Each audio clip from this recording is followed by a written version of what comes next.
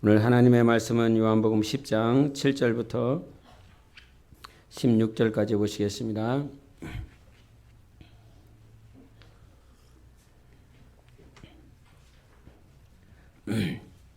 요한복음 10장 7절부터 16절까지 교독하시겠습니다. 그러므로 예수께서 다시 이르시되 내가 진실로 진실로 너에게 말하노니 나는 양의 문이라. 나보다 먼저 온 자는 다 절도요 강도니 양들이 듣지 아니하였느니라. 내가 문이니 누구든지 나로 말미암아 들어가면 구원을 받고 또는 들어가며 나오며 꼴을 얻으리라. 도둑이 오는 것은 도둑질하고 죽이고 멸망시키려는 것뿐이요 내가 온 것은 양으로 생명을 얻게 하고 더 풍성히 얻게 하려는 것이라. 나는 선한 목자라. 선한 목자는 양들을 위하여 목숨을 버리거니와 삭구는 목자가 아니요 양도 제 양이 아니라 이리가 오는 것을 보면 양을 버리고 달아나나니 이리가 양을 물어가고 또 해치느니라. 달아나는 것은 그가 사꾼인 까닭에 양을 돌보지 아니함이나. 나는 선한 목자라. 나는 내 양을 알고 양도 나를 아는 것이. 아버지께서 나를 아시고 내가 아버지를 아는 것 같으니 나는 양을 위하여 목숨을 버리노라. 또 이 우리에 들지 아니한 다른 양들이 내게 있어 내가 인도하여야 할 터이니 그들도 내 음성을 듣고 한 무리가 되어 한 목자에게 있으리라. 아멘. 할렐루야. 예. 두 가지 소식만 먼저 이렇게 같이 나누겠습니다. 내일은 뭐 하는 날이에요? 우리 주님이랑 띠뛰기 하는 날입니다. 그래서 잘 뛸 수 있도록 미리 준비해 주시고 또 내일 또 뛰면서 목사 세계가 재밌는 게 뭐냐면 이게 투쟁심이 있어요. 이 양반들이 목사 세계가 앉으려고 그래. 그래갖고 막 경쟁해서 이기려고 그래. 꼭 축구할 때, 족구할 때만 그런 투쟁심이 생겨. 공부할 때 좀 그렇게 해야지. 공부할 때는 그런 투쟁심 하나도 없더니 놀 때만 막 그래요. 네, 내일도 주님의 은혜 가운데서 잘 이렇게 하셔서 다치지 말아라. 첫째는 할렐루야. 옆 사람 다치지 마세요 해서요. 꼭 그날은 또 밥도 안 먹고 와. 그래 비실비실 대다가 뛰다가 다치지 마세요. 그다음에 두 번째 이제 필리핀에서 이제 연락이 왔는데 이제 코로나가 이렇게 국경을 폐쇄했던 것들을 이제 다 풀었다고 그럽니다. 그래서 오늘 한 3시쯤에 왔나 2시쯤에 왔나. 그래서 국경이 폐쇄가 돼서 단기 선교 이 신청을 받고 있노라고. 제가 그거 받자마자 제가 메시지 보냈습니다. 그래갖고 내가 2003년도란다. 너무 감격해갖고 내가 지금 2023년 2023년 2월 6일에 제가 우리 갑니다. 이제 그분이 허락은 아직 안 했어요. 그분이 아직 연락이 안 왔어요. 그래서 2023년 2월 6일에 그래서 우리는 간다. 이제 특별한 상황이 없는 이상 우리는 그렇게 하겠습니다. 이렇게 연락을 드렸어요. 그래서 아직 메시지를 못 받았고 연락이 안 오셨는데, 그리고 이제 그 전주로 이렇게 예상을 해보는 것입니다. 지난번에도 잠깐 이렇게 광고를 했었는데 민들레 청년 집회를 그 전주간에 우리가 2월 6일 날 하면 그 전주간은 며칠부터 시작하죠? 박세민 권사님? 몰라요 나도. 1월 한 30일부터 이렇게 되는 걸로 예상하고 있어요. 그래서 1월 30일부터 2월 3일까지 이렇게 민들레 청년 집회를 이렇게 예상을 하고, 우리는 청년 집회 끝나고 난 다음에 돌아오는 게 아니라 우리는 단기 선교를 또 한다. 못 해먹은 거 다 해먹어야지.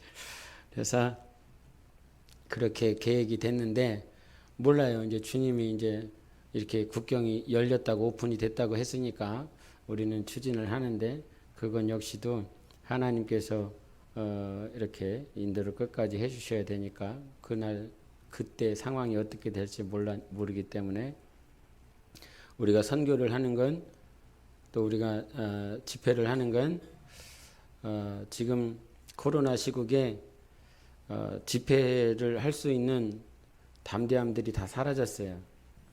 목사님들이 이제 코로나 걸리면 교회 상황이 더 이렇게 열악하고 힘드니까 또 안 좋은 소식들이 계속 나오기 때문에 그런 것들을 감히 엄두도 안 내고 또 할 수도 없는 상황이었는데 민들레 선교회 목사님들은 조금 미친 분들이거든요. 그래서 그분들하고 같이 계속 청년 집회를 유지해 올 수 있었습니다. 유지했다라고 하는 것만으로도 너무너무 감사한 거거든요. 그래서 자꾸 이 말이 삼천포로 빠질 것 같은데 원래 민들레 선교회에 제가 가입이 안 돼 있었어요. 우리 교회가 가입이 안 됐었어요. 근데 그 가입하기 전에 거기에서 무슨 얘기가 있었냐면 홍콩에서 제1회 청년 집회를 한다 이런 얘기가 있었어요. 근데 제 마음 가운데 거기를 가면 애들은 변한다 이런 마음이 있었어요. 특별히 국내에서 하지 않고 홍콩에서 하기 때문에 새로운 장소, 새로운 어떤 환경들 가운데서 그것들을 주님이 일으키시려고 했었던 그 사실을 저는 너무 거기 가면 변한다. 애들은 분명히 은혜 받을 수 있다. 그래갖고 내가 거기에 이제 소속이 아니기 때문에 거기 총무 목사님, 지금 이렇게 회장 목사님이 되셨어요. 그래갖고 그 목사님한테 우리 가고 싶다고 좀 받아달라고 나 가야 된다고 거기가 한 번도 전화를 안 했는데 제가 먼저 했어요. 나 거기 애들 좀 보내고 싶다고. 그랬는데 연락은 했는데 연락이 없어. 아무런 연락이 없어. 그래서 또 보냈지. 그랬더니 또 연락이 또 안 돼. 없어. 그래갖고 이미 홍콩 집회가 다 끝나버렸다는 거예요. 내가 얼마나 땅을 쳤는지 진짜. 근데 1회 집회 한 거 보니까 애들이 변했다라고 하는 그 간증이 들리니까 그렇게 아버지 목사님을 때려잡을 듯이 막 그렇게 감정이 안 좋고 아버지 목회 뭐든지 막 이렇게 싫어하고 아버지 자체를 싫어했었던 인간들이 특별히 목사 아들놈들이 막 변했다는 소식에 그래갖고 막 그놈들이 막 사역자 되겠다고 막 변했거든요. 1회 때. 내가 그거 진짜 내가 주님 진짜 내가 그때 진짜 안 보낸 거. 네. 그래서 조금 내가 그 지금 회장 되신 목사님 조금 싫어해요. 그때 받아줬어야지. 우리 애들도 영혼인데. 네? 그래서 분명히 변할 거를 아는데 여하튼 이제 조금 이제 삼천포로 빠졌지만 요 얘기를 하는 또 의미는 오늘 말씀과 연결이 좀 됩니다. 우리 교회가 있는 이유는 제자 삼기 위함입니다. 제자 삼기 위함. 우리 교회 목회 철학 5가지 중에 한 가지 얘기해 보세요. 아름다운 사모님. 뭐라고요? 안 들려요. 제자 양육해서 뭐요? 때려잡는다? 박성희 권사님. 앞에서부터 5명 준비하세요. 두 번째가 뭐예요? 우리 교회 목회 철학. 역시. 그래서 앞에 앉히라고 그런 거예요. 나머지 다 뒤에 앉아요. 목회 철학 말 못할 것 같은 사람들은. 김종건 권사님.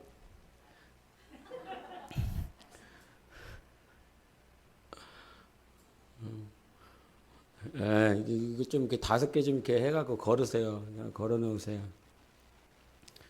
우리 김경수 권사님, 이렇게, 그렇게 웃지 마요. 내 마음이 녹아내리니까. 그런 얘기 한 번도 안 해요. 첫 번째는 뭐냐면, 이게 그리스도의 신부로 단장되는 교회다 이겠어요. 예수님을 닮는 것, 예수님의 신부가 되는 것. 그다음에 두 번째가 뭐냐면 성령의 음성을 듣자 이거였어요. 성령의 음성을, 성령의 인도를 받는 교회가 되자.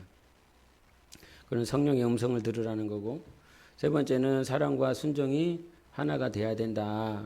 성령의 음성만 들으면 뭐하냐? 내가 주님을 사랑함으로 순종하는 데까지 이르러야지. 음성 듣다가 끝나는 사람들 굉장히 많거든요. 그래서 무슨 음성 들었다고, 어디서 들었다고 들으면 뭐해? 아무것도 못했는데. 그래서 사랑으로 순종해야지 그냥 순종 자체가 목적이 아니고 주님을 사랑해서 순종하자. 그래서 세 번째가 그렇고, 네 번째가 뭐요? 제자 영역하여 교회를 세우는 교회가 되자. 제자를 세워야 되고, 그 다음에 결과적으로서 교회가 나와야 된다. 교회가. 다섯 번째는 열방을 품고 세계 선교하는 교회가 되자. 옆에 보세요. 세계 선교할 만한 그릇인가?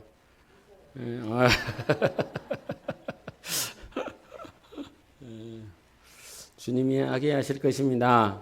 우리의 모양으로 하지 않고. 그래서 이 다섯 가지를 우리가 가지고 있는데, 첫 번째 뭉뚱그려서 할 수 있다 이렇게 말을 한다고 한다면 거기서도 이렇게 조금 이렇게 축약을 한다라고 한다면 예수의 신부가 되자라고 하는 거. 그 다음에 두 번째가 제자 삼아서 교회 세우는 거. 그 다음에 세 번째가 선교해야 된다. 이것입니다. 그래서 우리 교회는 죽을 때까지 선교해야 됩니다. 죽을 때까지 선교해야 됩니다. 네, 선교해야 돼요. 선교해야 돼. 그러나 반드시 알아야 될 게 선교가 목적이 아니다라고 하는 거예요. 선교가 목적이 아니에요. 선교 자체를 위해서 우리가 뛰는 게 아니란 말이에요. 주님께서 마태복음 28장에 가르쳐 지켜 행하게 하라. 왜 그래요? 너희들 만민 땅끝까지 이르러서 그와 같이 왜 하라고 그러냐 말이에요.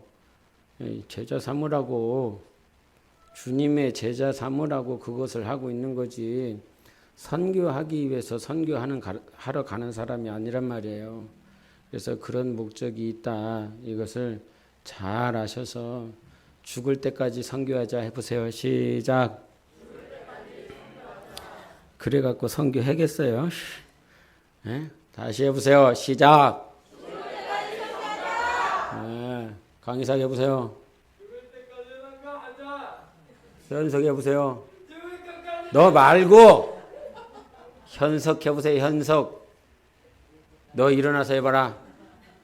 일어나서 해보세요. 시작. 해라고. 시작. 너 진짜 죽을 때까지 선교해라. 네. 그런 목회 철학이 있어요. 그래서 이것이 여러분에게 잘 가다듬어졌으면 좋겠는데,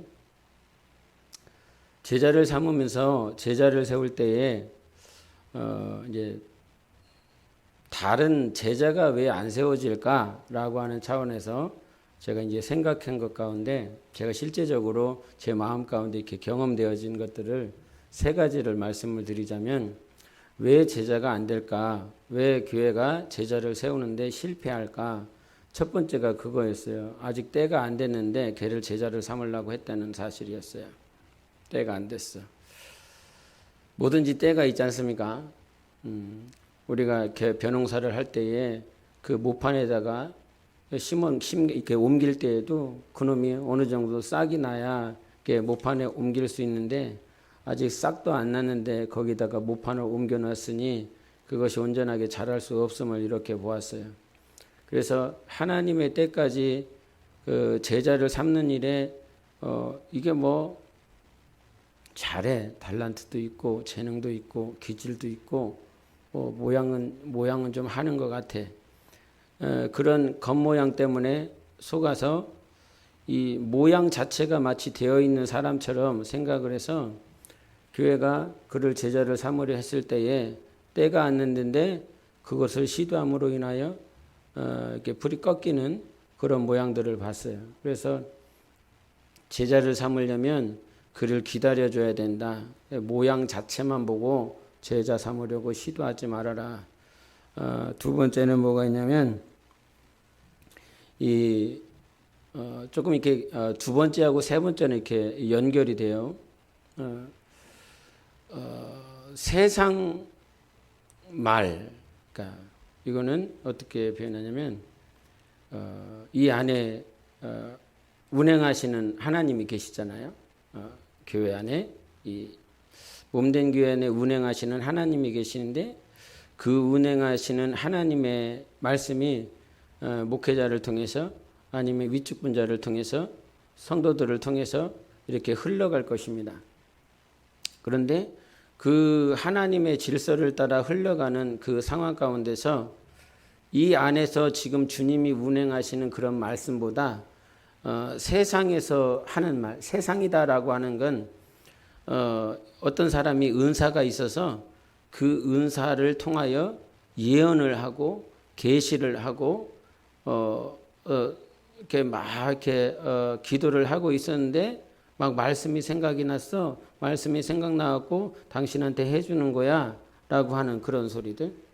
근데 그런 소리들은 굉장히 우리 귀에, 우리 심령에 아주 번듯하게 들리거든요. 또 그 사람이 기도를 안 하는 사람도 아니고 기도한다는 사람이고 또 그래서 은사도 가지고 있는 사람이고 그러다 보니까 이 안에서 성령이 주시는 그런 음성에 귀 기울이기보다는 우리도 이제 가정에서 계속 식사만 하다가 밖에서 식사를 하면 그 맛이 굉장히 좋거든요. 또 먹고 싶거든요. 그러한 입맛에 젖어 버리면 진짜 이루어져야 될 그 음성이 말씀이 들리지 않기 때문에 제자가 되어지지 아니한다. 계속 외부적인 소리를 들어야 된다. 저 사람이 또 권위 있다라고 그러고 또 사람들이 인정을 해버리기 때문에 그래서 그런 부분들을 굉장히 유의를 해야 되겠다. 과거에 저한테는 그런 일이 없었어요. 저한테는 그런 일이 없었는데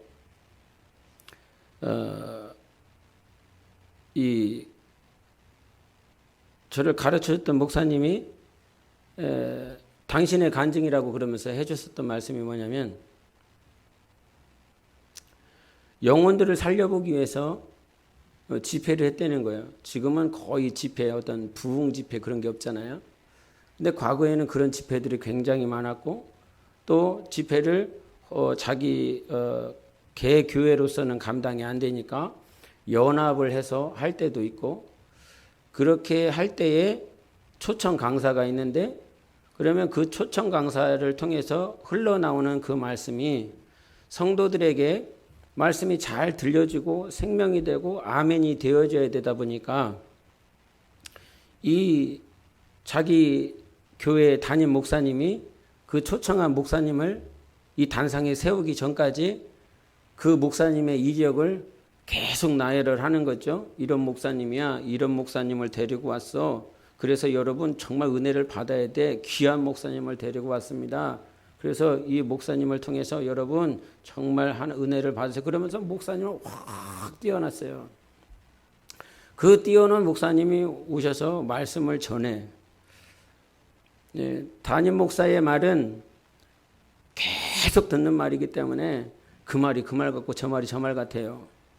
그런데 이 목사님은 1년에 2년에 아니면 3년에 한번 갑자기 와갖고 그러니까 외식하는 거죠.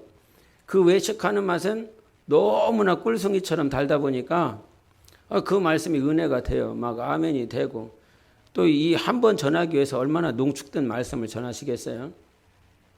그러다 보니까 말씀이 끝나고 나면 많은 사람들이 은혜를 받았고 그 은혜 받은 그 말씀으로 인하여 이제 한번 그 목사님을 데려가서 식사 대접을 하게 되면 은혜 받은 사람이 가서 식사 대접을 하게 되고 그 은혜 받은 사람이 식사 대접하는데 이 은혜 받은 사람이라고 하는 것은 뭐 평신도 아니고 이제 막 교회 온 사람 아니고 교회의 중직이 그렇게 식사 대접을 할 수밖에 없다 보니까 결국은 그분과 같이 그 식탁에서 교제하게 되고 말씀을 나누게 되고 그런데 그 한 번으로 그냥 딱 끝났으면 좋은데 이게 그 초청된 목사가 이거 일꾼이거든요.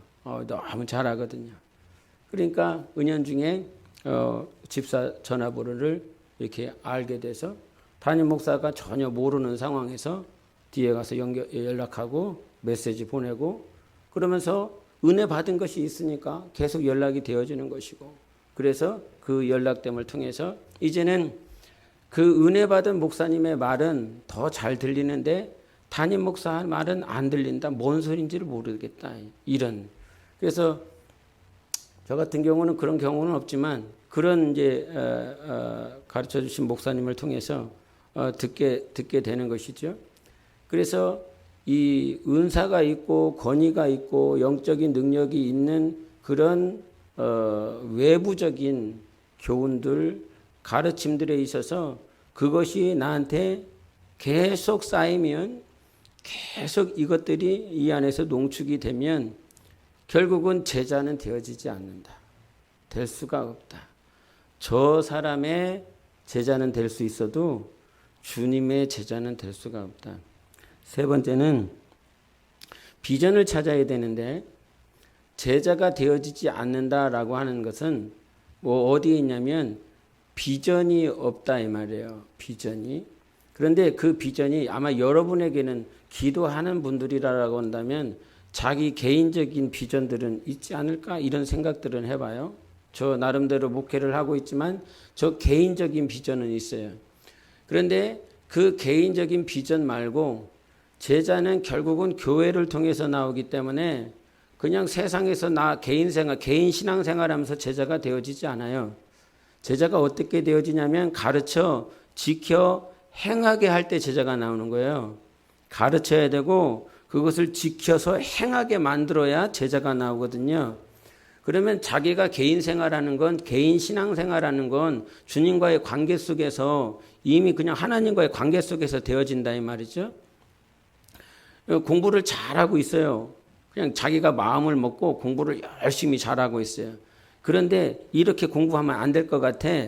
그래갖고 부모가 와갖고 그래도 부모가 못 배운 부모가 아니라 잘 배운 부모야. 박사학위를 가지고 있어. 이렇게 하면 안 된다라고 그런다고 할 때에 그 자식이 그것을 받아내기가 쉽지 않죠.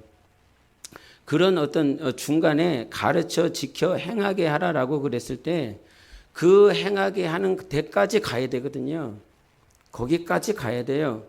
그래서 제자는 이 교회라고 하는 이 교회, 광야에서 이스라엘이 있었을 때에 그 광야에 있었던 공동체를 광야교회라고 그랬죠. 그 광야교회에서 계속 훈련받은 것은 모세를 통해서 너희들에게 일용할 양식을 공급하는 것이 아니라 내가 공급하고 있고 내가 너희들을 인도하고 있고 결국은 주인이 누구냐 하나님이시다라고 하는 것들을 계속 훈련받은 거예요. 훈련을 받았다고요. 근데 이 가르쳐 지켜 행하게 하는 그 과정 주님이 인도하실 때 가자 그러면 가야 되고 광야에서요 멈추라고 그러면 멈춰야 되고 그거 하는 훈련이거든요. 그게 되었을 때에 그 순종했더니 살아계신 하나님을 경험을 했어. 이게 결국은 믿음이 생기는 것이고 믿음과 순종이 함께 가기 때문에 그래서 이 개인적인 이 비전은 그냥 여러분이 하나님과의 관계 속에서 갖는 그런 비전인 거예요. 그런데 공동체 안에서 내가 비전을 가지고 있느냐라고 하는 거예요. 그래서 아까 목회철학 5가지를 얘기를 했잖아요. 그럼 그 목회철학 5가지는 하나님께서 교회에 즉 여러분이 섬기고 있는 우리 교회 안에 있는 목회 철학이고 주님이 우리들에게 주시는 비전인 거거든요. 이것이 너의 꿈이어야 되고 너의 비전이어야 돼. 비전이라고 하는 건 내가 바라봐야 될 대상이고 목적이거든요. 근데 이 5가지가 희미하다 이 말이요. 개인적인 비전은 굉장히 크고 굉장히 세지만 공동체 안에서 보여주시고 계속 주시는 그 비전에 대해서는 나하고 전혀 멀어. 나하고 관계가 별로 없어. 그래서 제자가 안 되는 거예요. 그래서 되어질 수가 없는 거예요.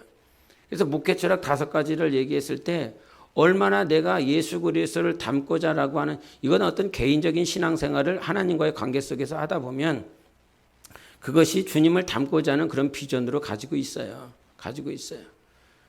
그러나 이제 다른 교회와 다를 수 있는 부분이 뭐냐면, 성령의 인도 받는 거, 성령의 인도 받고 있어? 성령의 인도 받고 있어. 이런 질문을 주님이 이렇게 주세요. 왜 말씀을 들으려고 하냐? 왜 말씀을 듣고 살려고 그러냐? 왜 그 음성 따라 살려고 하느냐? 왜 그러세요, 여러분? 왜 주님의 음성 들으려고 그래요? 우리 주님은 내가 원할 때 빨리빨리 대답도 안 해주시는 분이시오. 당신의 때에 말씀을 해주시는데, 그런 주님 앞에서 내가 왜 무릎 꿇고 성경을 보고 기도하며 막 사정하고 있어요? 왜 그렇게 하고 있어요? 구약이든 신약이든 성경을 보니까 주님의 음성을 듣지 아니하면 나아갈 방향을 상실해요. 죽는다 이 말이에요. 방향 감각이 없기 때문에. 그래서 주님의 음성을 들어야 되는 거예요. 주님의 음성을 들어야 내가 가야 될 방향이 보이고 그 방향 안에서 순종이 되어진다 이 말이죠. 그래서 음성을 들으라는 거지. 두 번째는 주님의 음성을 듣지 아니하면, 좀 전에도 얘기했던 것처럼 주님이 우리에게 주시고자 하시는 것은 영원한 복이에요. 영적인 복이라 이 말이에요. 그 영원한 복은 결국은 영생에 이르는 것이거든요. 광야에서 지난번에도 민수기 우리가 1장에서 봤었던 것처럼 그 가데스 바네아까지 며칠이면 간다고 그랬어요. 호렙산에서 11일이면 가는 길이에요. 그런데 그 11일이라는 그 길을 그들이 하나님 앞에 순종하지 못하고 믿음으로 온전히 서 있지 못하니까 다음 2세대가 40년 걸렸어요. 40년 걸렸는데도 불구하고 똑같은 현상이 벌어지더라 이 말이죠. 그래서 모세가 그들을 향한 기대가 있었는데 그 기대가 40년이 지나고 난 다음에도 처참하게 무너졌어요. 그래서 자기의 감정이 컨트롤되지 않아서 하나님의 말씀을 망각하고 그 반석을 막대기로 쳐버리더라 이 말이죠. 그런 상황 가운데서 주님은 결국은 저기가 목적인데, 오늘 주님의 음성을 들어야 되는 목적은 지금 만나를 먹기 위해서도 아니고 매출하기를 위해서 먹고자 함이도 아니란 말입니다. 주님의 음성을 들어야 되는 목적은, 주님이 우리에게 주시는 목적지는 저 영생인 거예요. 그 영생에 들어가기 위해서 내가 주님의 음성을 들어야 되는 것이다 이 말이죠. 그리고 세 번째로, 내가 주님의 음성을 들어야 되는 이유는 저 영생에 들어갔을 때, 하나님 나라에 들어갔을 때 하나님이 나에게 주시는 상이 있어요. 영광이 있다고요. 그런데 그 영광은 내가 하나님의 뜻대로 했을 때에만 비로소 하나님께로부터 영광을 누릴 수가 있는 것이에요. 여러분 잘 아시는 마태복음 7장의 말씀처럼 아무리 선지자 노릇을 했고 능력을 행했고 사역을 많이 하고 있던 것들을 다 했다라고 할지라도 나 너 몰라 이렇게 한단 말이죠.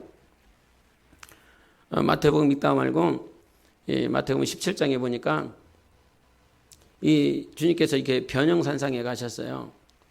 그 헬무산에 가셨는데, 그 헬무산에 가셨을 때에 제자들을, 3명의 제자들을 데리고 가잖아요. 그때 주님께서 영광 중에 나타나셨습니다. 너무나 빛난 그 영광 가운데 계신 예수, 모세, 엘리야, 그것들을 보고 막 정신이 반짝 났어요. 너무나 깜짝 놀라서 영광 중에 계신 예수. 그분을 보고 난 다음에 베드로가 자동적으로 튀어나오는 말이 무엇인지 아십니까?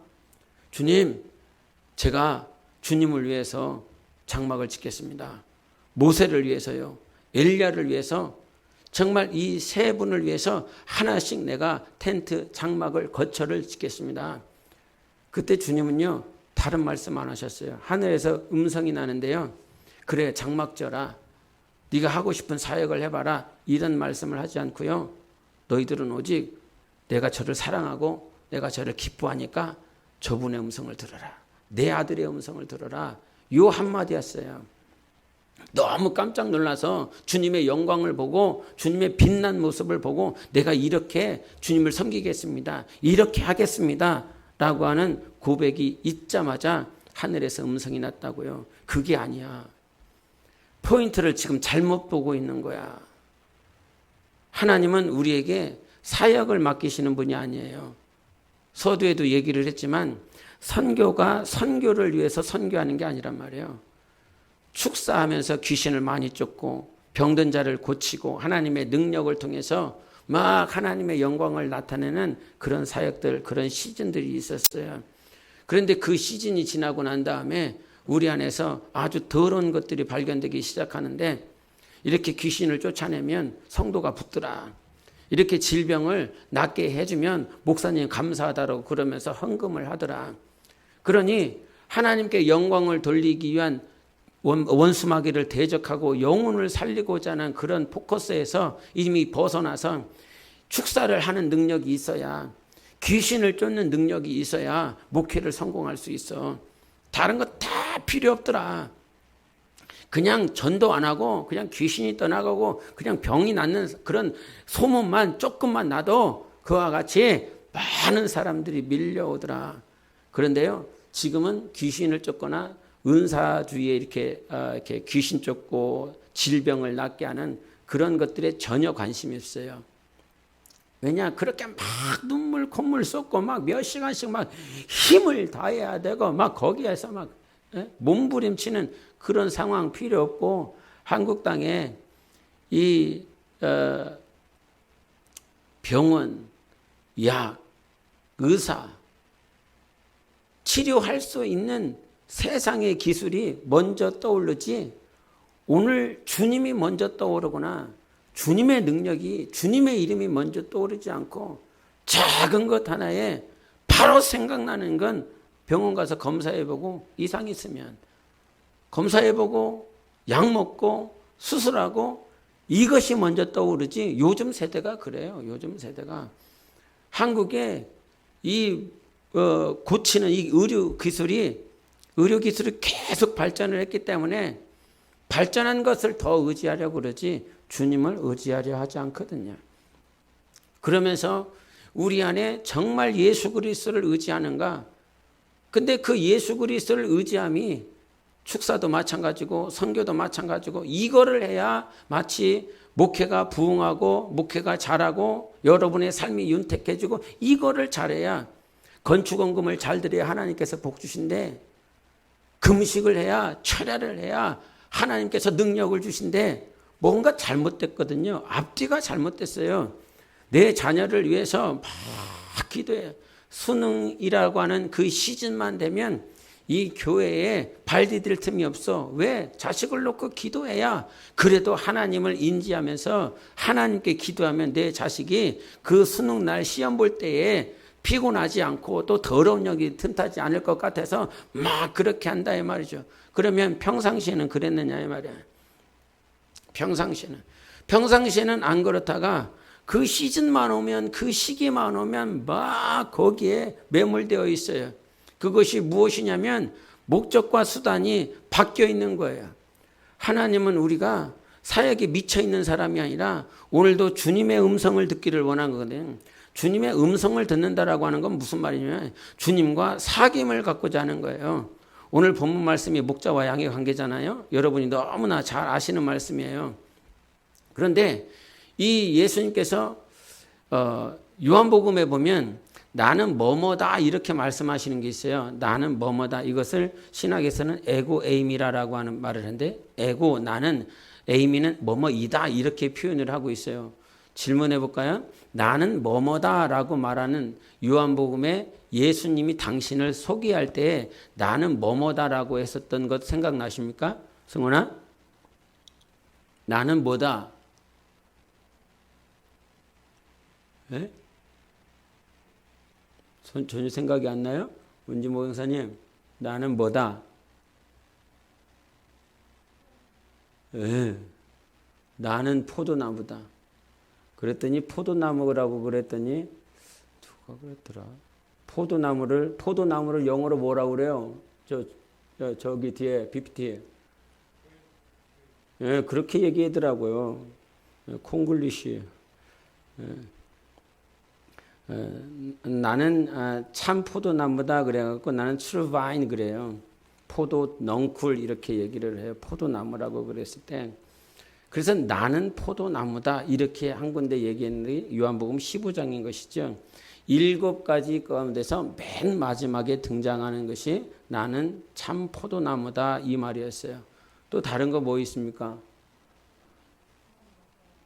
예? 지금 박성희 선생님 얘기한 거예요? 이게 뭐 이렇게 서라운드로 들려갖고 어디서 얘기를 하는지 모르겠어요. 어디라고요, 권사님?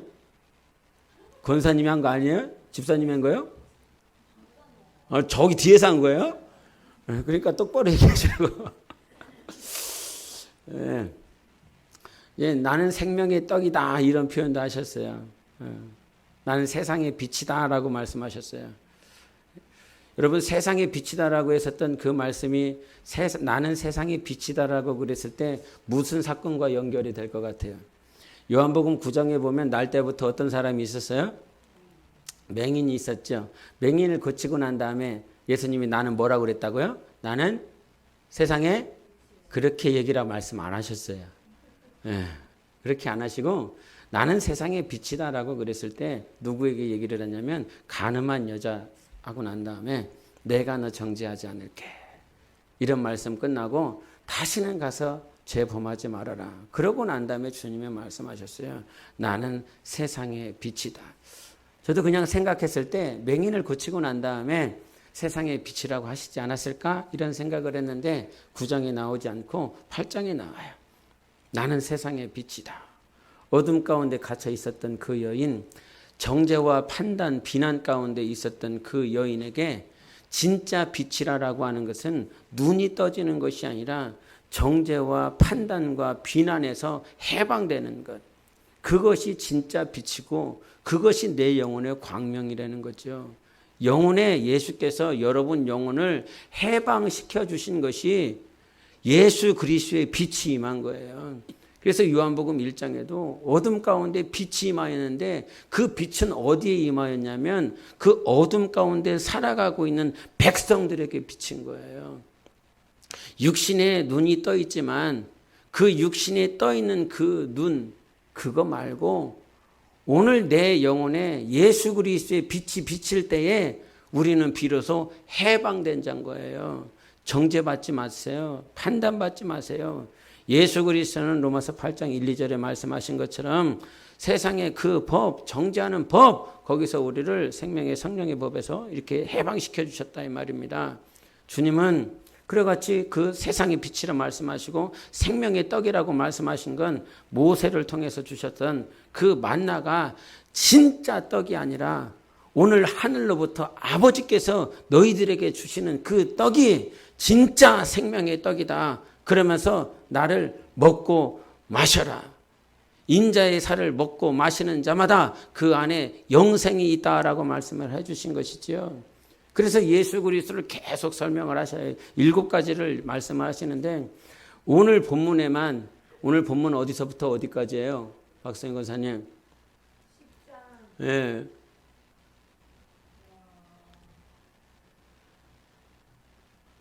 아멘. 예, 그쵸? 아닌데, 16절까지였는데. 7가지 가운데서 오늘 한번 보십시다. 7절을 읽고 11절을 읽으십시다. 시작. 그러므로 예수께서 다시 이르시되 내가 진실로 진실로 너희에게 말하노니 나는 양의 문이라. 11절. 나는 선한 목자라. 선한 목자는 양들을 위하여 목숨을 버리거니와. 예, 아멘. 주님이 여기서 자기 자신을 소개하실 때 21장에 걸쳐서 7가지를 말씀을 하셨는데 이 한 장에 자기 자신을 설명하시며 나는 양의 문이야 이렇게 말씀하시고 두 번째는 나는 선한 목자다 이렇게 말씀을 하셨어요. 양의 문이라고 하는 건 당연히 양이 들어오고 나가는 문이 되겠죠. 그런데 중요한 것은 무엇이냐면 양의 문이 있는데 이 문으로 통과하지 않는 자들이 있다는 거예요. 당신의 양은, 주님의 양은 반드시 그 문, 예수 그리스도를 통해서만 들어가고 나올 때 구원을 받고 생명을 얻을 수 있다는 거예요. 우리가 통과해야 될 문은 할렐루야, 우리가 통과해야 될 문은 예수 그리스도 한 분밖에는 없다는 거예요.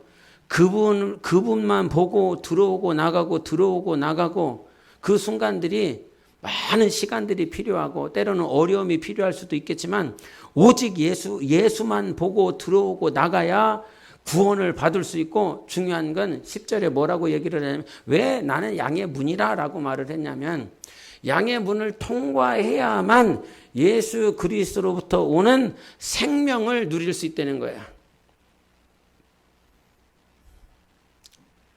근데 이 양의 문으로 들어가지 않는 존재들이 있어요. 이를 뭐라고 그래요? 이러한 자들을 도둑이라 그랬어요. 도둑. 근데 중요한 건 뭐냐면 왜 이런 얘기를 했냐면 당대에 요한일서 2장을 한번 보여주세요. 같이 읽어보겠습니다. 2장 22절 시작. 거짓말하는 자가 누구냐? 예수께서 그리스도심을 부인하는 자가 아니냐? 아버지와 아들을 부인하는 그가 적 그리스도니 이런 얘기했어요. 지금 요한일서는 누가 썼어요? 김경수 권사님. 네, 침례 요한이 쓴 거죠. 네, 누가 썼어요? 사도 요한이 썼지요. 네, 아이고, 네, 사도 요한이 썼으면 대단하신 분이에요. 저걸 아셨어. 그러니까 요한복음과 요한일서를 썼었던 동일한 인물이었었던 그 요한이 당대의 상황을 너무 잘 알아요. 그런데 그 당대에 어떤 상황이 있었냐면 예수 그리스도를 부인하는 예수께서 하나님의 아들이신데 그 사실을 부인하는 자들이 있었어요. 그 자들이 어떤 자들이었냐면 영지주의자들이라고 그래서 하나님은 한 분이시고 하나님께서는 거룩하신 분이신데 그들이 생각했을 때 이 육체는 더럽다라고 생각을 하거든. 자꾸 정욕을 따라 살려고 하고 욕심내려고 그러고 그러다 보니까 하나님이 이 욕심 덩어리, 정욕 덩어리, 이 육체를 입으시겠다? 이것은 불가하다. 이거는 안 된다. 그래서 그들은 하나님의 아들이 이 땅에 말씀이 육신이 되어 오셨다라고 하는 사실을 철저하게 부인하였습니다. 그래서 예수 그리스도라고 하는 이 사실을 부인하는 그런 영지주의자들이 있었다 이 말이에요. 그런데 그 상황을 보니까 인간의 이성으로 듣다 보니까 이 말이 맞는 것 같거든. 또 지네들의 자기들의 모습을 보니까 이 육신은 자꾸 쾌락을 쫓고 정욕을 쫓아 살려고 하거든. 그러니까 그들이 하는 말이 맞는 것 같아. 육신으로 왔다라고 하는 이 말이 틀린 것 같아. 그런 자들이 파다하게 퍼져 있었어요. 그러면서 오늘 요한복음에 하는 말씀이 도둑은 도적질하고 죽이고 멸망시키려 왔다. 왜 도둑이 왔는데 도둑이 왔다라고 그랬을 때 도둑 잡아버리면 되잖아. 예? 도둑이다라고 하는 저놈이 도둑이다라고 하는 사실을 알고 경찰에 신고를 하든지 자기가 잡을 수 있으면 잡으면 되잖아. 그런데 도둑하고 나의 목자이신 예수 그리스도가 분별이 안 돼. 그 영지주의자들이 하는 그 말을 듣고 저 말이 맞는 것 같아. 지금 우리가 통과해야 될 문은 오직 예수 그리스도 한 분밖에는 없는데 주변에 있는 그 영지주의자들의 그 말이 자기에게는 너무 이성적으로 합리적으로 논리적으로 들리다 보니까 그것을 그들의 말을 인정하더라 이 말입니다. 내 삶 가운데 내 영혼 가운데 내 심령 가운데 주님이 하시는 말씀은 안 들리고 도둑이 하는 소리는 잘 들려. 도둑은 그 울타리 저 밖에 있거든요. 외부에 있어요. 그놈이 양의 문으로 들어가지 않아요. 그 울타리를 타고 넘어 들어간다 이 말이죠. 누구 몰래? 목자 몰래. 양의 문이신 예수 그리스도 몰래 타고 들어가서 그 안에 들어간다 이 말이지요. 당연히 양의 문을 통과하고 들어왔을 줄 알았어. 그런데 그게 아니야. 그런데 그와 같은 녀석들이 계속 말을 한다 이 말이에요. 그래서 양의 문으로 통과하지 않고 도둑들이 하는 그 말을 계속 들으면 영적인 상태가 어떻게 되는지 압니까? 양의 문을 통과하면 예수 그리스도만 보고 들어오고 나아오는 사람들은 그 안에 영혼의 생명이 풍성해진다. 할렐루야. 예수님의 음성을 듣고 예수님을 보고 들어오고 나아가는 그 사람들은 지속적으로 영혼의 생명이 풍성해진다. 그런데 그게 되어지지 아니하면 당연히 생명력이 고갈되어지게 있어요. 생명이 없어져요. 충만하지 않아요. 그리고 나오는 것이 무엇이냐면, 결과적으로 무엇이 나오냐면, 주님은 나의 진짜 목자이기 때문에 그 양들은 목자의 음성을 알게 되어 있어요. 그런데 자꾸 양의 문을 통과하지 않는 그런 삶을 살다 보면 생명이 풍성하지 않고 동일하게 연장선상에서 나오는 결과가 무엇이냐면 목자의 음성이 안 들려요. 왜냐하면 이놈이 이놈 같고 저놈이 저말 같거든요. 분별이 안 되는 거예요. 지난번에 하나님을 안다라고 하는 그 얘기를 했어요.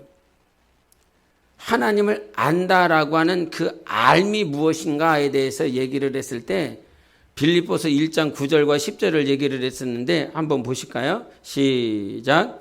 내가 기도하노라 너희 사랑을 지식과 모든 총명으로 점점 더 풍성하게 하사 너희로 지극히 선한 것을 또 진실하여 허물 없이 그리스도의 날까지 이루고. 아멘. 이런 말씀을 하셨어요.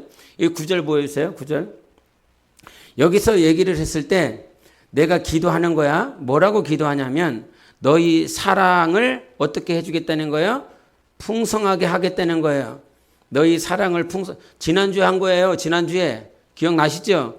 너희 사랑을 풍성하게 하려고 그러는데, 그러면 그 풍성하려고 할 때, 풍성하게 할 때 사랑이 풍성해지려면 두 가지 조건을 얘기를 했어요. 하나는 뭐예요? 지식. 두 번째는 모든 총명을 얘기를 했어요. 근데 이 지식에 대해서 얘기를 했을 때 이 지식을 다른 성경에서는 번역했을 때 안다라고 표현을 했단 말이에요. 안다, 지식. 이거는. 근데 이 지식이 뭐였지요? 기억하시는 분이 있어요?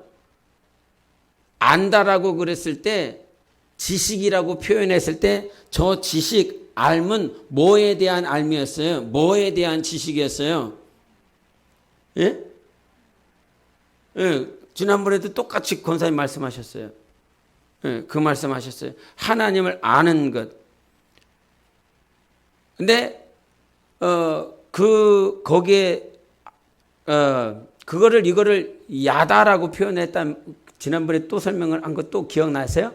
아담과 하와가 동침하였다라고 하는 그 동침이 안다 이 말이죠. 인격적으로, 경험적으로, 전인격적으로 아는 것, 그것이 동침이고 상대방을 아는, 또 하나님께 대입을 하면 하나님을 아는 것, 그것이 되는 거예요.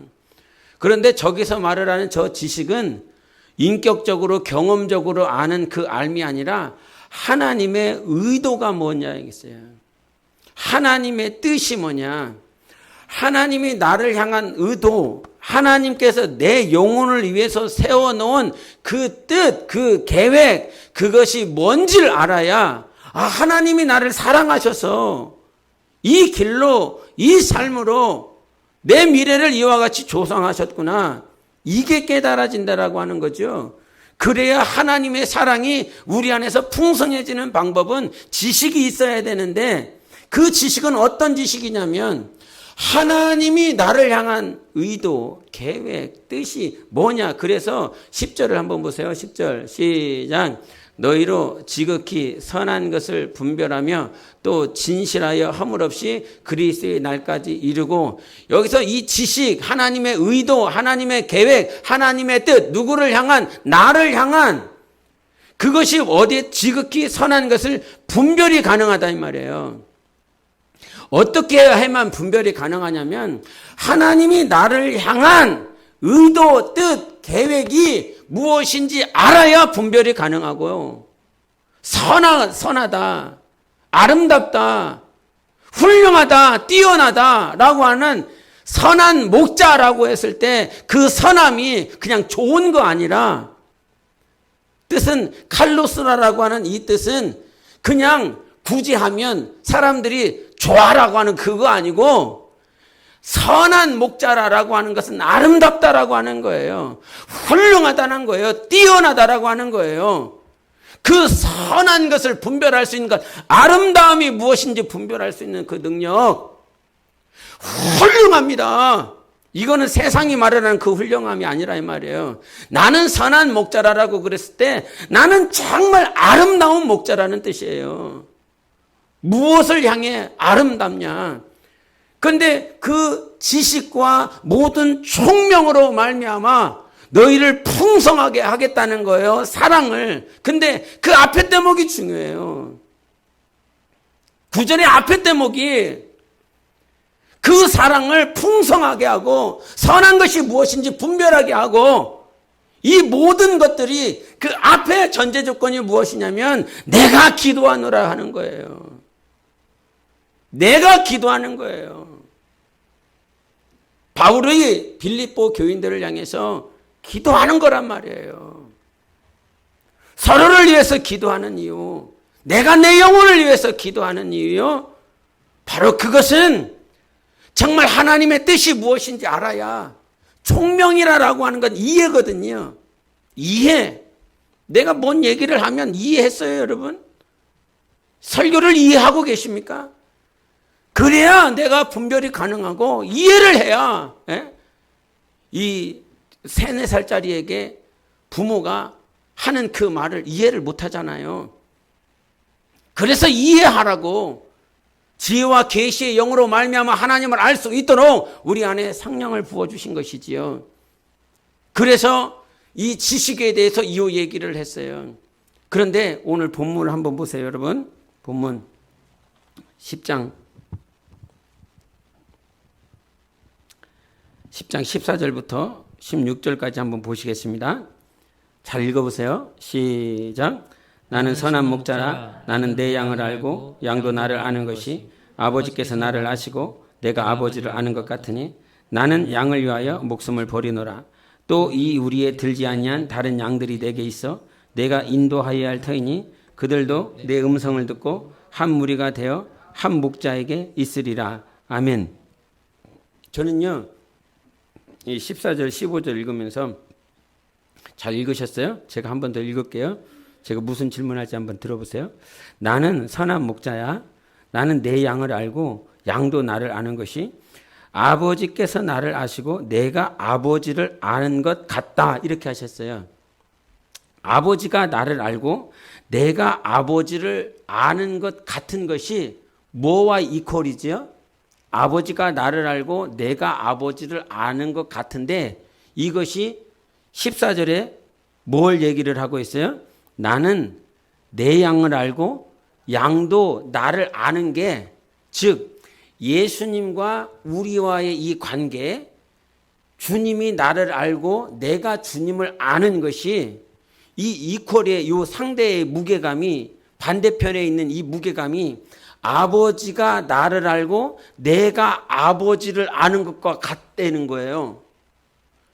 저는 이거에 눈이 싹 빠지면서 주님이 나를 아는 거는 내가 좀 이해를 할 것 같아요. 주님이 나를 아는 것, 14절에 주님이 나를 아는 것. 근데 거기에다가 내가 주님을 아는 것이 이퀄이야. 아버지가 예수님을 아는 것, 그리고 예수님이 아버지를 아는 것과 이퀄이라는 거예요. 저는 여기서 계속 머물러 있을 수밖에 없었어요. 어느 대목에서 계속 멈춰 있을 수밖에 없어요, 여러분. 내가 주님을 아는 크기가 정말로 예수님이 아버지를 아는 그 크기와 동일하냐? 그곳에서 계속 다음 단계로 넘어갈 수가 없었어요. 정말 내가 주님은 나를 아시는 거 100% 하나님이시니까요. 나를 창조하신 분이시니까요. 그분은 나를 100% 아실 것 같아요. 근데 내가 예수 그리스도를 안다라고 했을 때에 과연 예수께서 아버지를 아는 것처럼 내가 예수 그리스도를 아는가? 근데 우리의 모양, 저의 모양, 이것들을 보게 되면 이거는 이퀄이 안 돼. 될 수가 없는 거야. 이거는 도저히 말을 할 수가 없는 거야. 근데 이건 성경이잖아요. 주님이 하신 말씀이잖아요. 조신양 목사의 어떤 감정이나 이성이나 조신양 목사의 생각이 여기 들어가 있는 것이 아니잖아요. 주님이 말씀하셨어요. 예수께서 온전한 말씀으로 완전한 말씀으로 가르쳐 주셨어요. 나는 선한 목자인데 이 선한 목자라고 말씀을 하시며 내가 너희들을 알고 너희들이 나를 아는 것이 아버지가 나를 알고 내가 아버지를 아는 거하고 똑같아. 이 말씀에 주님 어떻게 말을 해야 됩니까? 아멘은 해야 되겠는데 내 꼬라지를 보면 우리들의 모양을 보면 과연 내가 예수 그리스도를 아는 것처럼 예수 그리스도가 아버지를 아는 것처럼 내가 정말 예수 그리스도를 아는가? 예? 근데 해답은 다른 것이 없었어요. 계속 나는 선한 목자라고 말씀을 해주셨어요. 나는 선한 목자야.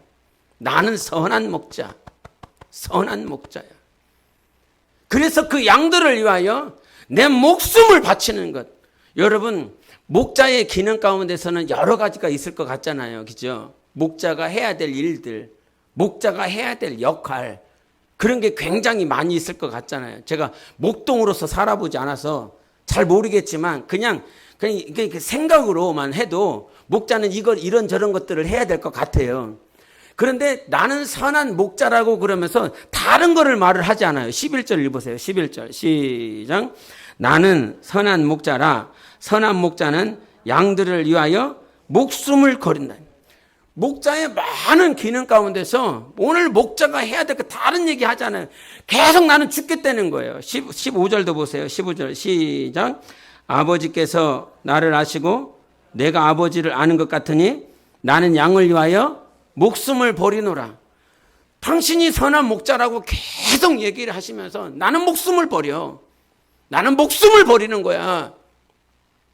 예? 근데 그 선한 목자이신 주님께서 나를 위해서 목숨을 버리시겠다는 거예요. 당신의 목숨을 다해서 나를 살리고 나를 생명으로 충만하게 하고 내 영혼을 분별케 만들고 주님을 더 사랑하게 만들고 하나님 아버지께 더 가까이 나아가게 만들고 나는 선한 목자. 그러기 때문에 결과가 어떻게 도출이 되냐면 나는 지금 나 자신은 그렇게 할 수도 없어. 내가 예수님을 아는 것이 어떻게 예수님이 아버지를 아는 것과 동일할 수 있어. 그런데 나의 모양 때문에 이퀄이 되는 것이 아니라 무슨 말인지 이해하십니까? 내가 하나님 앞에서 어떠한 자세, 어떠한 삶, 어떠한 충성, 어떠한 사역 이것 때문에 이퀄이 되는 것이 아니라 주님이 선한 목자이기 때문에 가능하다는 것이에요. 주님이 선한 목자, 내 영혼을 위해서 목숨을 바치기 때문에 그것이 가능하다는 사실이에요. 할렐루야. 주님이 나를 위해서 목숨을 바쳐. 그래서 목자의 기능은 목자가 정말 너는 목자답다. 너는 진짜 목자다. 라고 하는 이 말이 여러분 삶에 적용이 되려면 나는 정말 목숨을 버리는가? 목숨을 다하는가? 이 목숨을 다하는가? 올라오면서 계속 이런 기도를 합니다. 하나님 내 감정이 되지 않게 하소서. 내 말이 되지 않게 하소서. 평생에 살면서 이 안에 가지고 있어야 되는 것은 무엇이냐면 나는 오늘 육신을 잘되게 하는 사람이 아니라 영혼이 잘되게 해야 되는 사람이다. 그럴 때 비로소 내 영혼이 잘되는 것이고 하나님께서 허락하신 영혼들을 향하여 영혼이 살아나게 하는 것, 이것이 진짜 목자다. 영혼의 생명을 거는 사람, 그 영혼이 살아나기를 바라는 사람, 그 영혼이 회복되기를 바라는 사람, 이것이 진짜 목자요. 육신을 대하고 있는 자가 아니라 육신의 관계 때문에 이 자리에 있는 것이 아니라 우리 모두는 예수 그리스도 앞에서 우리의 영혼, 내 영혼이 잘되기 위하여 영혼을 관계를 맺고 있는 것이고 사귐을 갖고 있는 것이고 예배를 드리고 있는 것이지. 여러분, 그래서 주님이 정말 목자가 되어질 때 분별하세요. 주님이 지금 내 삶 가운데 내 영적 생활에 목자가 되어질 때 다른 도둑놈들이 목자가 되어지지 않고 도적하는 그런 놈이 목자가 되어지지 않고 예수 그리스도가 목자가 되어질 때 내 영혼의 생명이 지금 충만할 수 있어요. 두 번째, 분별이 가능한 거예요. 주님이 내 영혼을 위해서 기도하십니다. 내 영혼을 위해서 계속 기도하십니다. 주님께로부터 생명이 오지 않고 주님께로부터 사랑이 오지 아니하면 오늘은 내 영혼은 계속 무엇인가 모르게 힘이 없어요. 생명이 되어지지 않아요. 주님은 우리에게 생명 주시는 하나님이십니다. 나는 선한 목자이기 때문에 오늘 너희들에게 생명을 주고 있는데 그 생명이 정말 생명으로 받아들여지고 있느냐? 예? 여러분, 일식을 하면 일식의 순서가 어떻게 돼요? 태양이 있고 그 다음에 누가 와야 돼요? 일식이 되려면 지구가 여기 있고 태양이 여기 있으면 달이 어디 있어야 돼요? 중간에 있어야 되잖아요. 죄송해요. 죄송해요. 잘못했어요. 지구가 있고 태양이 있고 일식이 되려면 중간에 달이 들어가야 된단 말이에요. 내가 저 태양을 보려면 중간에 끼는 것이 없어야 되거든요. 그런데 우리 신앙생활 가운데 중간에 끼는 것들이 너무나 많아. 도둑놈들이 엄청 많아요. 저는 진짜 이것에 분노를 합니다. 예, 분노를 해요. 로마서 16장 보이세요? 시작. 교활한 말과 시작. 이 같은 자들은 우리 주 그리스도를 섬기지 아니하고 다만 자기들의 배만 섬기나니 교활한 말과 아첨하는 말로 순전한 자들의 마음을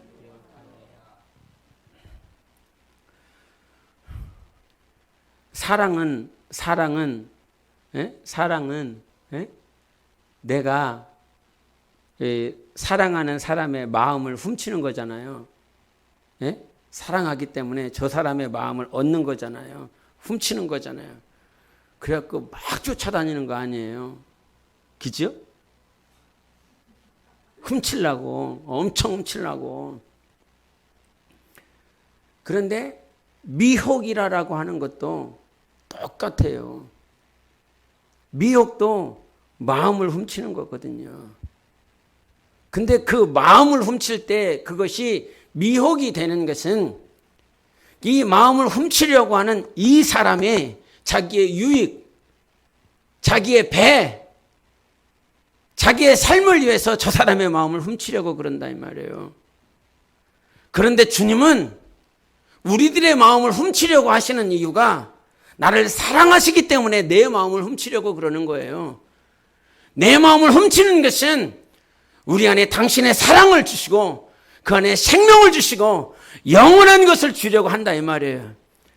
그런데 세상의 수많은 종교인들은 오늘도 저 로마서 16장 18절의 말씀처럼 자기들의 배를 위하여 이 성도들, 신자들, 저들의 마음을 훔치려고 한다 이 말이죠. 그리고 그 마음을 훔칠 때에 말씀을 이용해 먹고 그 말씀을 적용해 가면서 봐라 하나님의 말씀이라고 그런다 이 말이에요. 그래서 제가 좀 전에 얘기했던 것처럼 내 감정이 되어지지 않기를, 내 말이 되어지지 않기를 너무 두렵고 너무 무섭고 진짜 너무 두려울 때가 있습니다. 예? 이게 성령으로 교통이 되어지지 아니하면, 예? 오늘 저희 반이 그 학교 끝나고 이렇게 왔어요. 왔는데 자기는 어떤 생각을 가지고 있냐면 이 청년 목장들한테 서프라이즈를 해주고 싶은 거예요. 어? 서프라이즈를 이제 내일 체육대회가 있는데 내일 이렇게 온다라고 하지 않고 이제 오늘 오는데 그럼 내일 온다는 식으로 뭐 이렇게 된 거예요. 그리고 자기 딴에는 청년 목장 애들을 서프라이즈를 해주고 싶은 거예요. 근데 청년 목장들이 이런 표현에 미안해요. 귀신 같거든요. 예? 다 알고 있어. 다 알고 있어. 또 지네들은 지네 딴에 지 딴에 쟤를 서프라이즈 해주겠다고 지들이 서로 막 서프라이즈를 해오고 있는 거예요. 조회반이가 막 이제 오는데 저희 앞에 막 이재은이 앞에서 대기를 하고 있더라고요. 서프라이즈를 해야 되니까 오는지 안 오는지 확인, 뭐 그런 차원에서 했는지 안 했는지 잘 모르겠어요. 그리고 앞에 대기하고 있고, 저는 그냥 이제 목회실로 들어가는데 저희 사모가 막 얘기를 해주더라고요. 이제 몰래 카메라를 조회반한테 해주고 싶어하고 조혜성하고 함성은이 어디 서 있는지 모르면 지들끼리 계속 막 고래고래 막 싸움을 한다는 거예요. 계속. 근데 딱 들어가는 찰나에 조혜반이 이렇게 땅 한 거죠. 몰래 카메라네. 예? 그래갖고 들어가려다 말고 안 들어가는 거예요. 안 들어가고 계속 돌아다니는 거죠. 안에 두 놈은 계속 싸우고 있는 거죠. 빨리 들어와라. 빨리 왜 안 들어오자 하면서 계속 지들끼리 싸우고 있는 거죠. 불쌍해갖고 들어왔나? 둘이가? 예? 둘이 계속 싸우는 게 불쌍해갖고 들어왔는지 모르겠지만, 예? 뭔 얘기 하려고 그러냐면, 서로 이렇게 소통하는 그런 모습 속에서 여기는 여기가 여기를 서프라이즈 시키고 여기는 여기가 서프라이즈 시키고 그 마음을 알잖아요. 그 마음을 알잖아요. 이놈은 왜 서프라이즈를 시키고 싶은 거예요? 기쁘게 하고 싶은데. 이놈들은 왜 그러고 있는 거예요? 왜 그렇게 싸우고 있는 거냐 말이에요. 이놈을 서프라이즈 시켜주기 위해서. 서로를 기쁘게 하기 위해서. 저에게 내가 기쁨이 되어지기를. 그 마음 때문에. 제가 여러분에게 기쁨이, 이런 표현하면 안 돼. 예? 아니요, 그런 거 하지 마요. 그런 거 하지 마. 그런 거 하면 큰일 나요. 예? 주님만 기쁨이 돼. 예? 근데 여러분, 정말 주님과 여러분 안에 귀한 소통이 되어주십니까? 나는 너에게 기쁨을 주고 싶어. 나도 우리 주님께 기쁨이 되어주고 싶고 하는 그런 마음들이 우리 안에서 계속 이루어지지 않으면 주님께서 우리에게 주신 그 목장, 지금은 1부 끝났어요. 1부 2부 해야 돼. 내일 노는데, 내일 노는데 2부 해야죠. 체육대회는 체육대회 때일까요? 체육대회 때? 그래, 그럼 빨리 끝내야지. 하세요. 그렇죠. 이런 권사가 있어야 된다니까요. 짜증난 얼굴인데 웃으면서 짜증을 내는 것 같은데. 이거 아까 이제 요한복음 이제 이것만 잠깐 얘기하고 끝낼게요. 그럼 요한복음 10장 15절에 안다라고 그랬잖아요. 아버지가 나를 알고 내가 아버지를 아는 것처럼 예수께서 나를 알고 내가 예수님을 아는 것이 이퀄이 돼야 된다. 그런 이퀄에 안다라고 하는 이 알에 대해서 아가서에 아느냐라고 하는 표현이 1장에 처음 등장해요. 그 아는 것 한번 보여주세요. 1장. PPT 너무 느려 오늘. PPT 못 찾는 것 같은데요. 신경질 나죠, 여러분. 없나 본데? 해지도 않았네, 또. 아가서 보세요, 여러분. 아가서.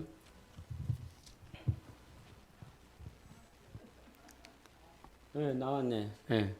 같이 읽어보세요. 시작.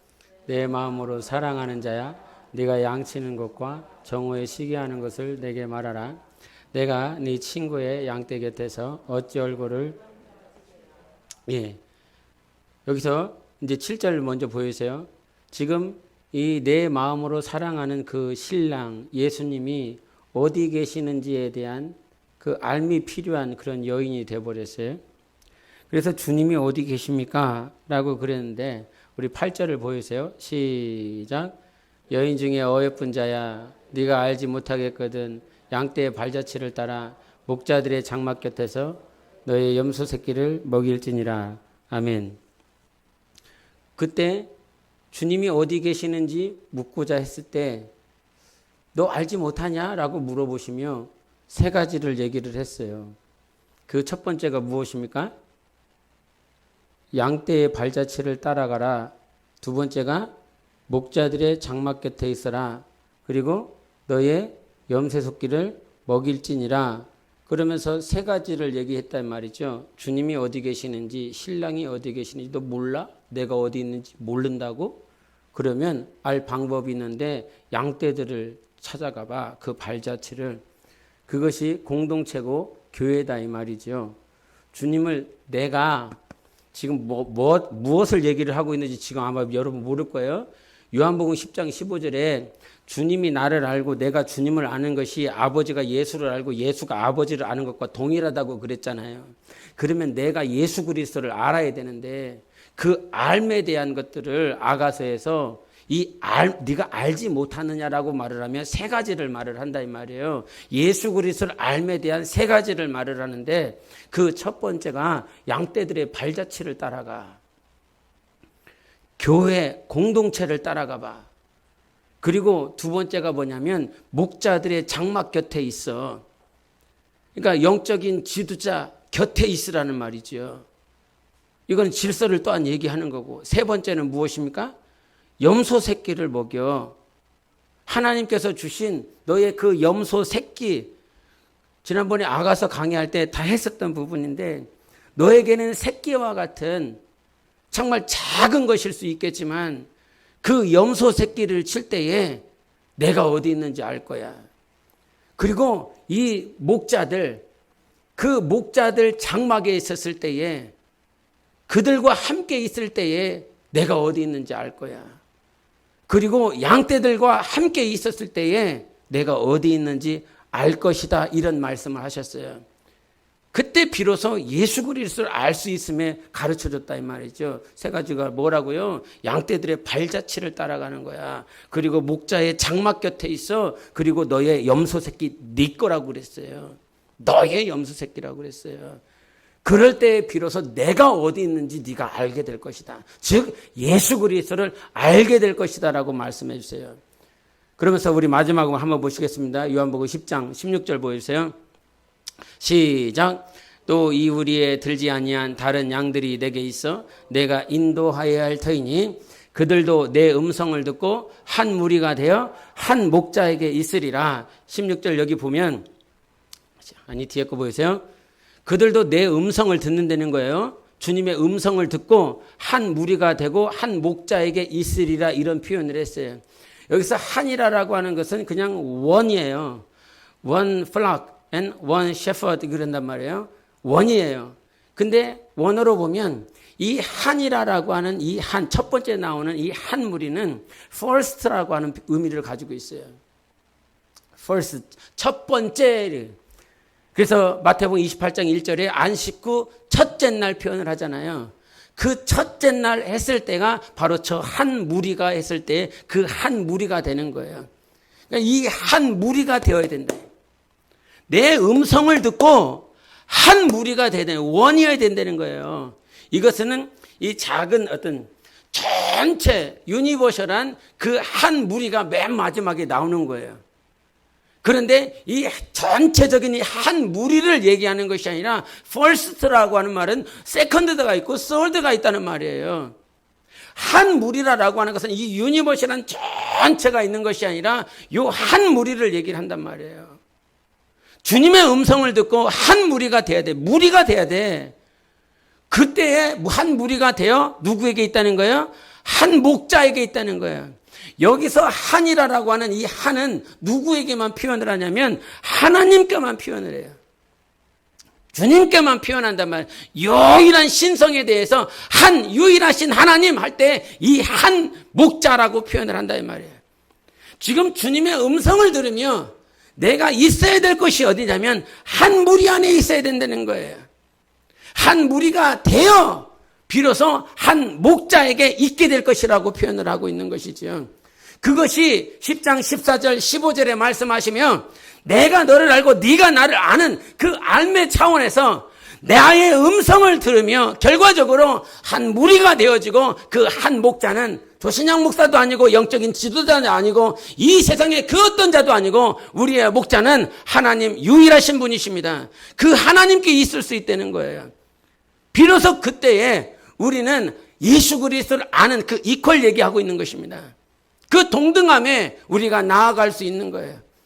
주님이 오늘도 당신이 목숨을 다하여 우리에게 생명을 주시는 하나님이신 것을 신뢰해 보시기를 바랍니다. 도둑에게 마음을 빼앗기는 것이 아니라, 그래서 미혹되는 것이 아니라 진실로 사랑하시는 우리 주님의 음성이 들려져서 여러분의 마음 뺏김이 있었으면 좋겠습니다. 주님만이 내 마음을 뺏어서, 하나님만이 내 마음을 뺏어서 도둑놈에게 마음 빼앗기지 마세요.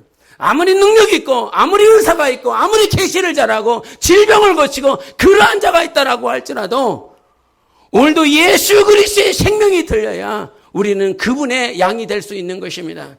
여러분 삶 가운데 오늘도 친정 예수만이 목자가 되시기를 예수 이름으로 축원합니다. 그분만이 아름다우신 목자예요. 그분만이 아름다우세요. 그분의 음성을 듣고 승리하세요. 그분의 말씀을 따라가는 귀한 양떼의 삶이 되시기를 예수 이름으로 축원합니다. 기도하십시다. 오늘도 하나님 아버지 함께 고백하는 것은 정말 주님께서 나에게 생명 주시기 위하여 목숨을 다하고 계시니 감사합니다. 주님, 오늘도 도둑이 내 마음을 빼앗기지 않게 하소서. 내 심령을 빼앗아가지 않게 하여 주시옵소서. 오직 예수 그리스도 선한 목자이신 우리 주님만이 나에게 생명을 주셔서 주님의 음성이 들려지게 도와주시고, 주님이 나를 사랑하는 것처럼 내가 주님을 사랑할 수 있는 자가 되게 도와주시옵소서. 주님의 음성을 듣고 한 무리가 되고 한 목자가 되어질 수 있도록 내 영혼을 인도해달라고 함께 기도하시겠습니다. 예수